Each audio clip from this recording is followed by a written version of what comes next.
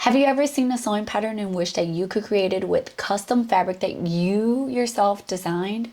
Well, in today's video, I'm going to teach you how to turn any sewing pattern that's already done into a sublimation and sewing template. I do want to preface and say that this is just to use to make your own sub and sew templates. This is not to go selling someone else's pattern that they worked really hard on. We're not doing that. We're just taking their patterns and adding our own designs to it so that we can have our own custom pieces. Remember that? And if you have not already, please subscribe.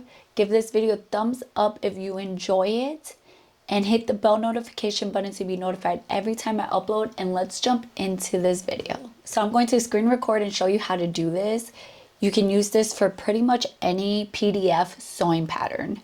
The first thing we're going to do is we're going to open up, whether you're doing Illustrator or Affinity. I'm going to be using Affinity. This is the free version. I do also have Affinity Designer 2, but I'm going to be using the free version. If you come across a pattern that is locked, I'll give you two ways that you can unlock this PDF. You can go to smallpdf.com. You can go to Tools and Unlock PDF. Then you will simply drag the file of your PDF onto here, and then it's really fast, and then all you do is press download and the unlocked version will be in your downloads. Another way that you can do this is actually using Pattern Projector.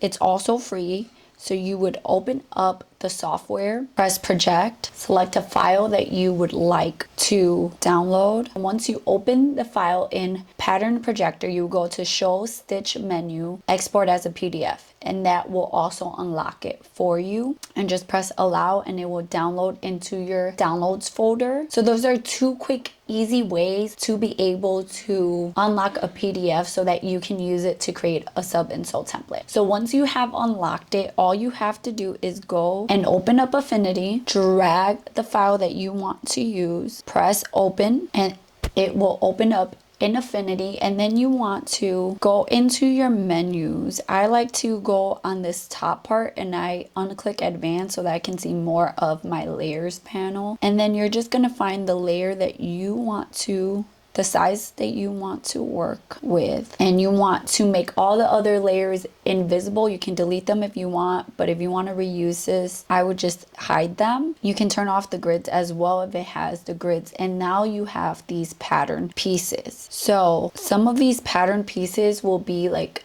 in halves, and if they're in half, like this one in specific has both sides like opened up, but if they're in half, all you would do is just copy and paste it, flip the other one horizontally, place it together, and then you would select both of those layers, and then you'll go to right click, go to geometry, merge curves. Then you would go back into geometry and remove inner curves, and it will remove the middle line, and there you have one whole piece to work with. I like to actually open up a new document that's about, it depends on you what you want. I usually do about 100 inches by 100 inches just so that I can fit everything in there. And then I normally just copy and paste my pattern pieces onto this new document, and then all you have to do is actually just drag your design, line it up how you want it, size it how you want it. If you need to, you know, make it,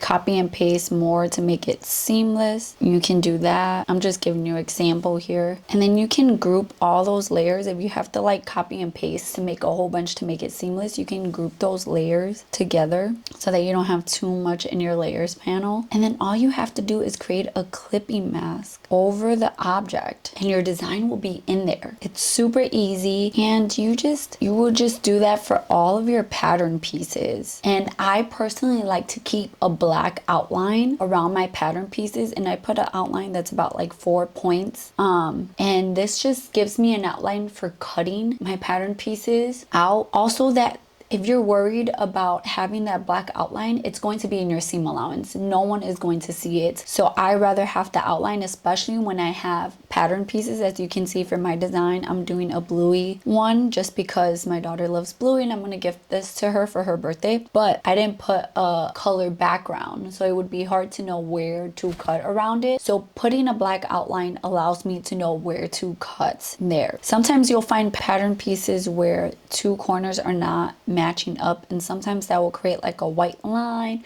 or something. Pressing that remove inner corner under geometry in your right click menu will help that. Or sometimes you simply have to select the pieces. You'll see there's like a red, it'll be red on the point that is not matching up with another point.